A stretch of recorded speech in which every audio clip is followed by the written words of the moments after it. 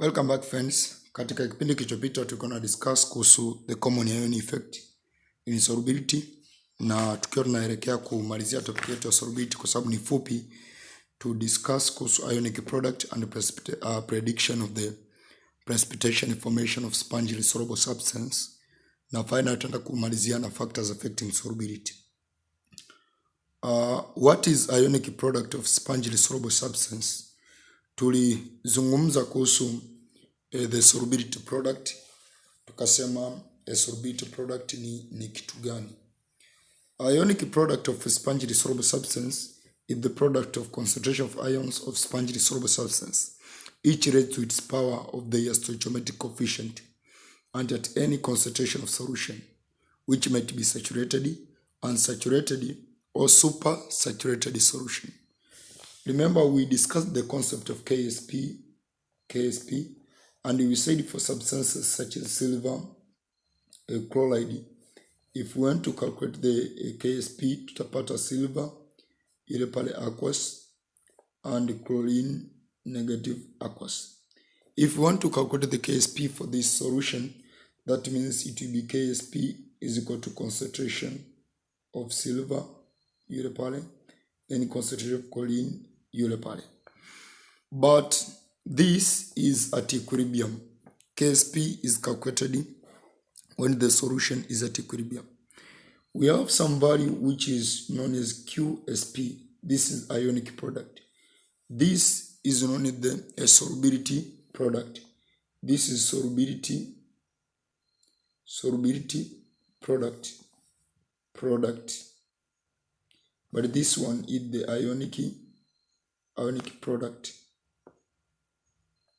The formula for calculating ionic product and solubility product is the same. Kama kwenye equilibrium tulikuwa tuna kitu tunakiita KC pamoja na QC. QC kawa ni reaction quotient, KC ni equilibrium constant. Ndipo ambapo kwenye solubility tunakuwa tuna QSP, yani ionic product, na KSP ni kama a solubility product. Kwa tunachokisema ni kwamba saturated solution is the solution that cannot dissolve more solute without forming precipitation at a given temperature. A saturated solution is the solution which cannot dissolve more solute without forming precipitation at a certain temperature. That is called a saturated solution. Unsaturated solution is the solution that can still dissolve more solute at any given temperature. Can still dissolve more solute unsaturated.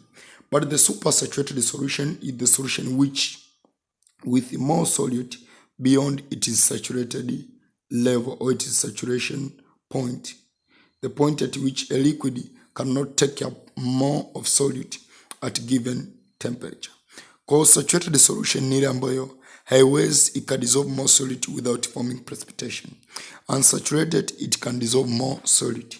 While the supersaturated is the solution which cannot dissolve more solute.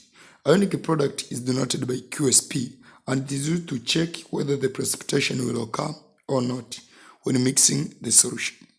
Now, if in equilibrium, if you remember, we discussed about the KC and QC. Na tuko tunaweza tukapredict the position of chemical equilibrium depending on whether the QC is greater than KC, it's equal, or it's less than KC. The following are the steps to follow when finding whether precipitation will occur or not. Find the ionic product of the spongy soluble substance. Find the ionic product, that means the QSP. Ukishaitafuta QSP, we can use the QSP to predict whether the precipitate will be formed or not, kama tulivyokuwa nafanya katika chemical equilibrium. Find out the precipitate will occur or not by comparing ionic product QSP calculated and the solubility product KSP. This principle is similar to that in equilibrium. If QSP is equal to KSP, then the solution is saturated, and hence it is in the margin of forming and not forming precipitate. Unaona iko kwenye margin. Lakini if QSP is less than KSP, the solution is unsaturated, and hence precipitation cannot occur. It is unsaturated. But if QSP is greater than KSP, then the solution is super saturated and hence precipitation occurs. Kwa nini? Kwa sababu hii solution cannot dissolve more solid. Solid yote utakayo introduce itasababisha precipitation, it can't dissolve. Now let's see the solved example in this part.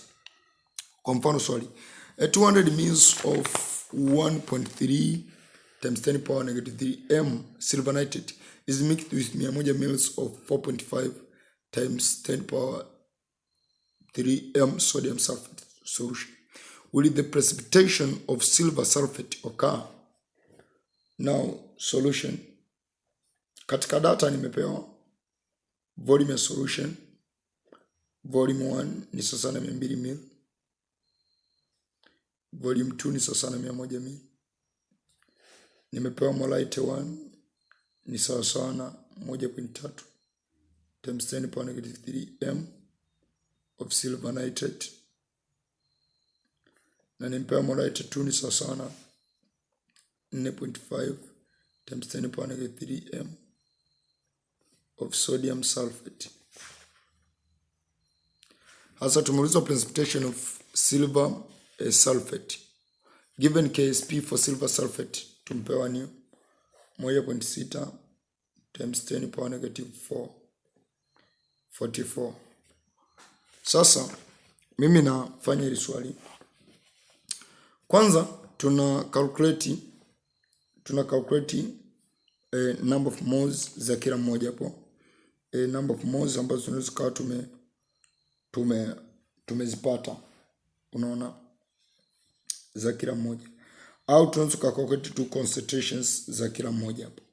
Sasa kwa sababu tunataka silver sulfate, maana yake itakuwa ni silver 2s kidissociate tena kutengeneza 2Ag positive aqueous plus S2 negative aqueous.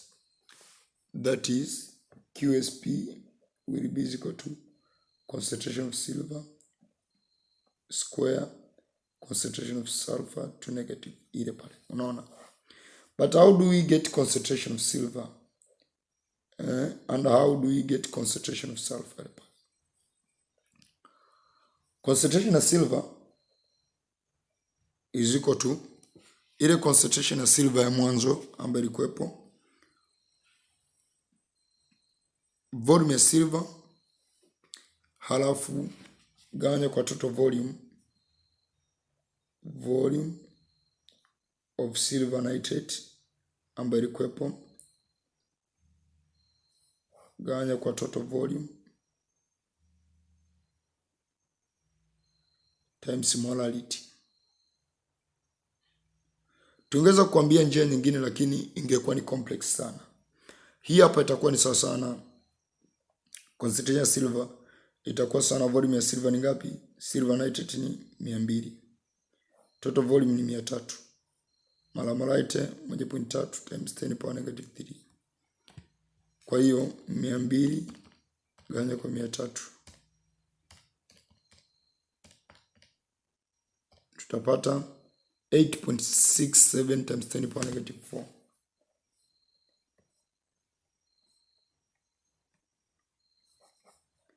Hii hapa ni M. Lakini since 1 mole of silver nitrate produces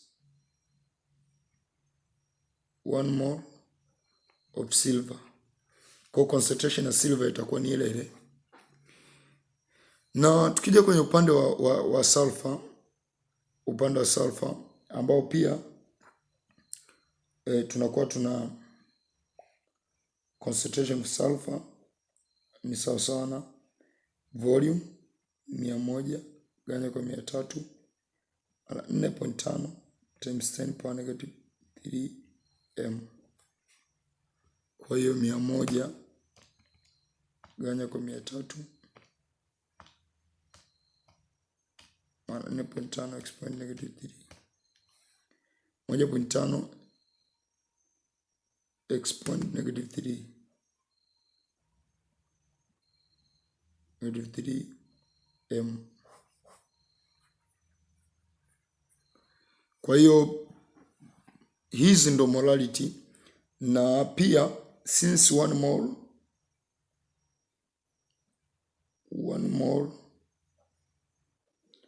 of sodium ile pale sulfate produces 1 mole of sulfur ile pale, then molality ya sulfur ile pale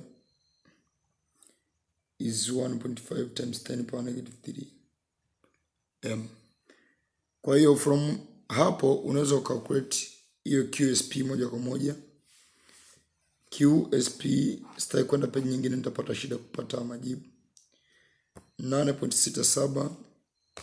Kwanza jibu hilo hapo na alizidisha na 8.67 x point negative 4 square,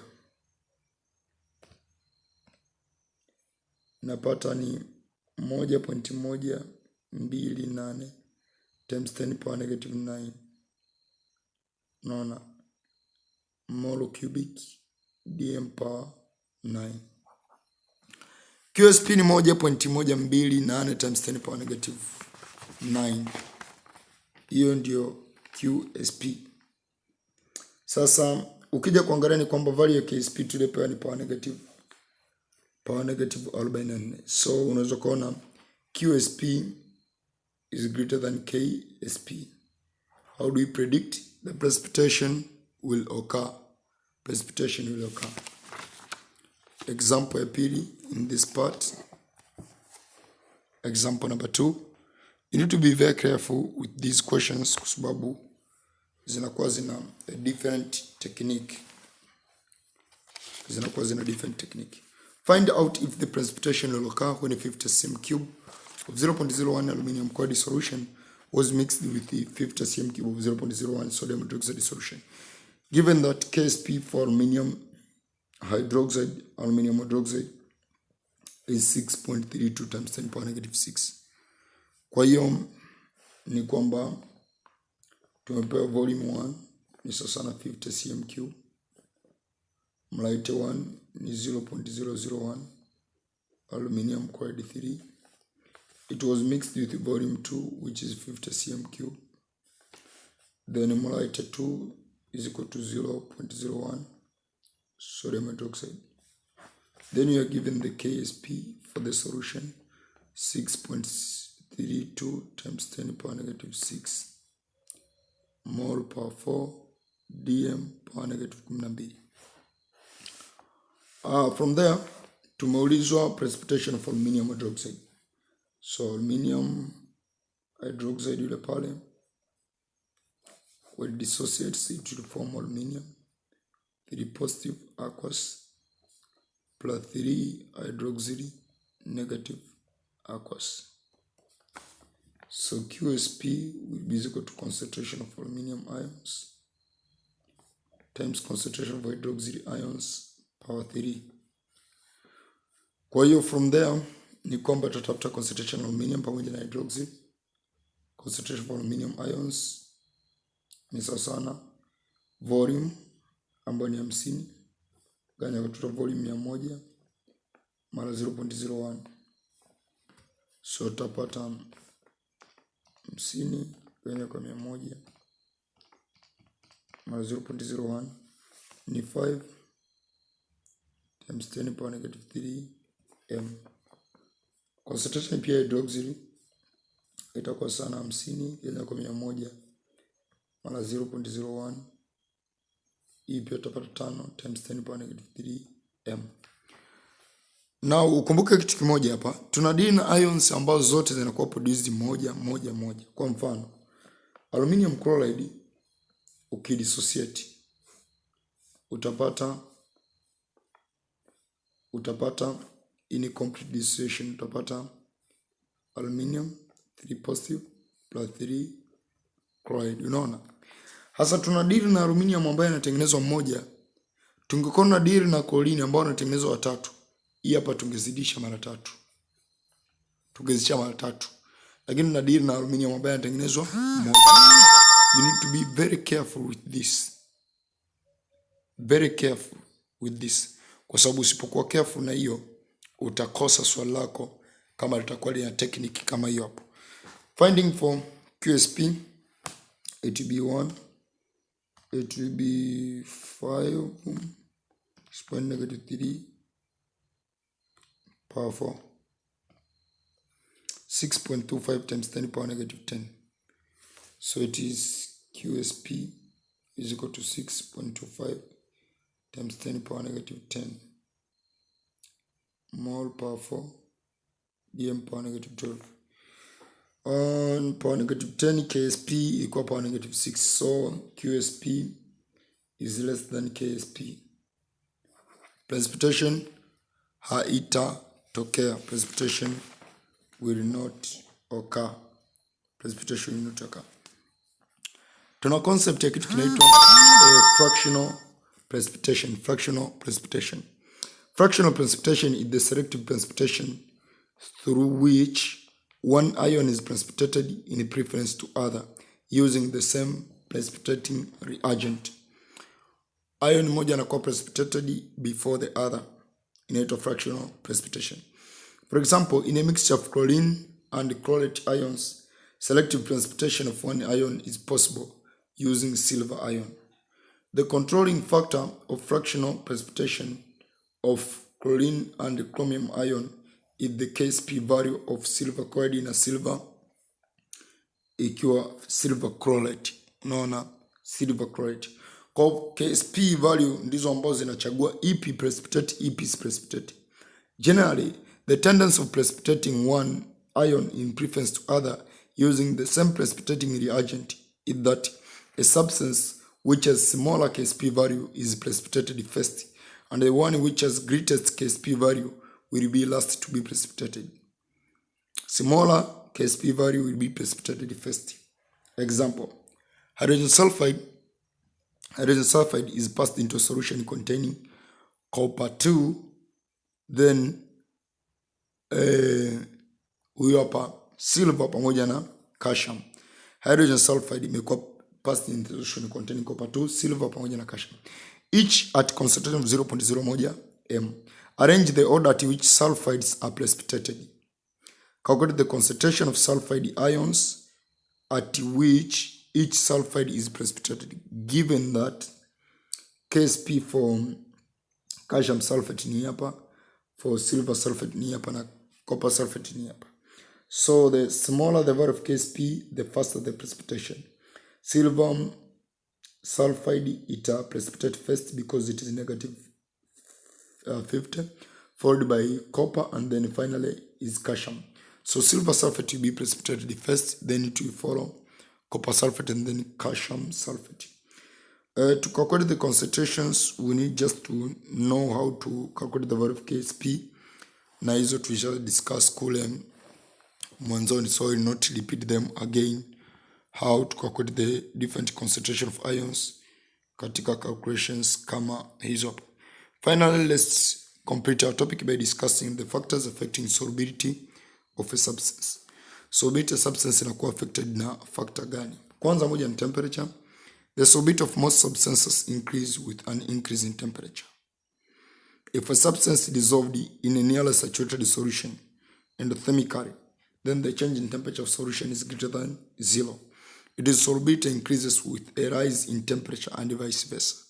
Kwa kama a substance dissolve in nearly saturated solution endothermically, yani change in temperature of the solution is greater than 0, then tunapozidi kuongeza temperature ndivyo substance atakuwa inazidi kuwa soluble. Manake kiufupi ni kwamba kama huyu substance ana dissolve endothermically, tunavyoongeza temperature ndivyo ata dissolve sana. Lakini number 2 is pressure. Effect of pressure on solubility is special for gases which dissolves in a given solvent.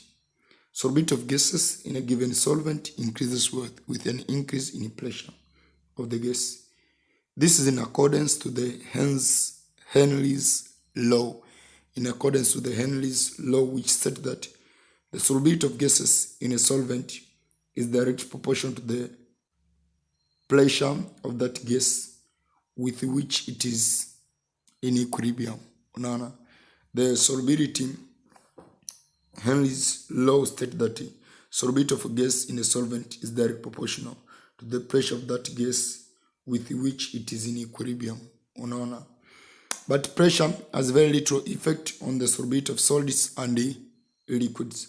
This is because both solids and liquid are nearly incompressible and remain almost unaffected by any change in pressure. They are nearly incompressible.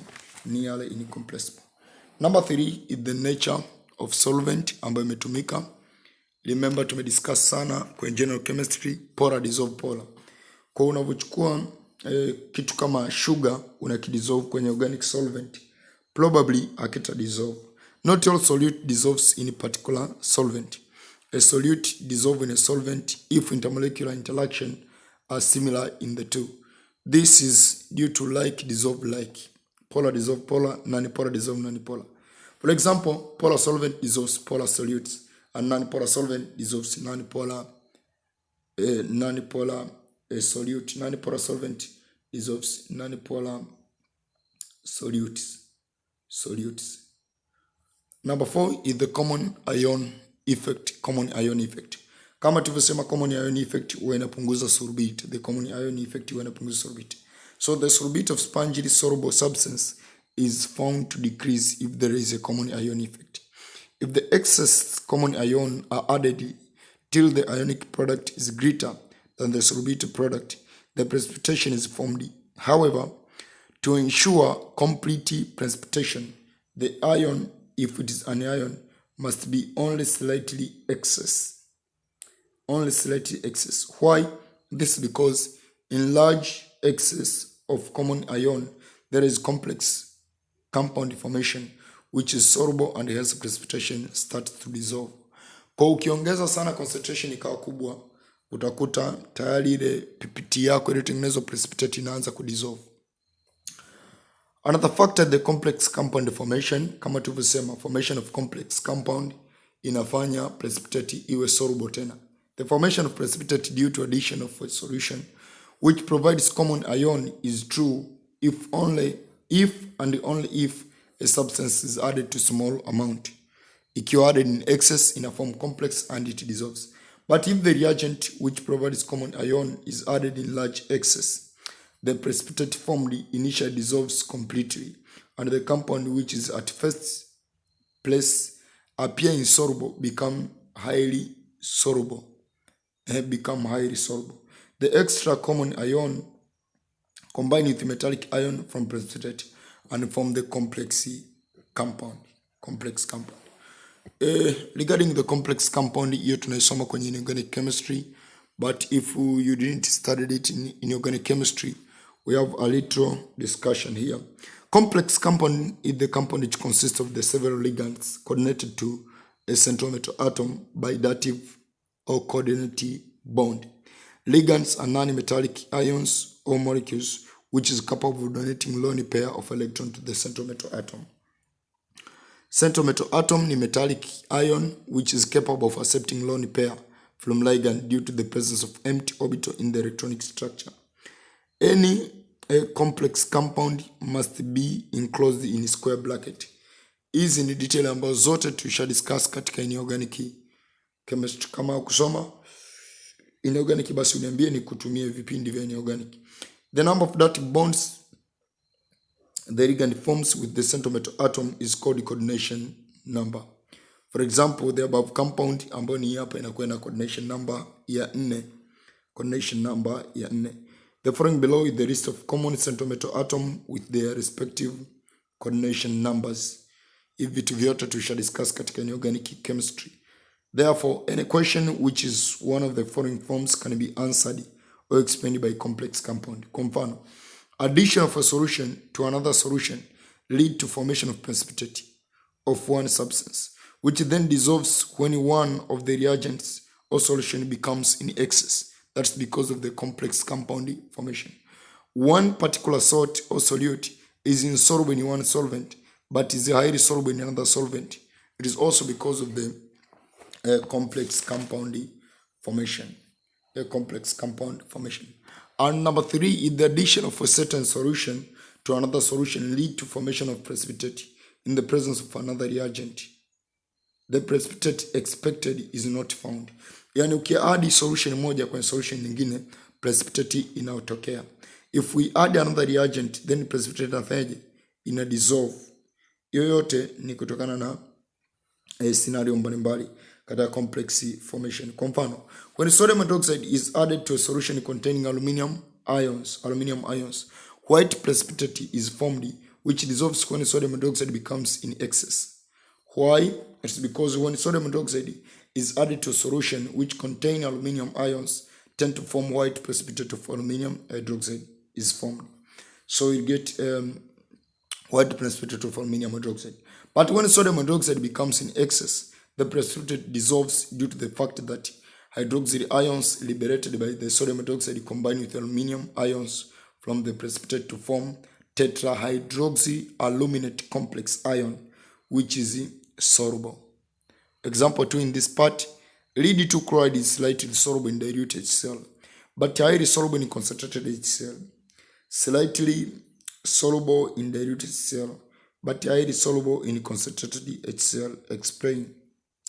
When dilute HCl is added to solution of lead chloride becomes slightly soluble due to the common ion effect. Dilute HCl ikiwa added to solution of lead chloride inakuwa slightly soluble due to a common ion effect. But in concentrated HCl, lead chloride becomes highly soluble because chlorine ions liberated from concentrated HCl combine with the lead 2 ions unaona to form tetrachloroplumbate 2 complex ion. Tetrachloroplumbate 2 complex ion which are soluble. Kwa hiyo complex formation huwa zinakuwa zina maswali kama hayo hapo katika solubility. This marks the end of our topic of solubility and solubility product. Thank you, and let I wish you nice studies.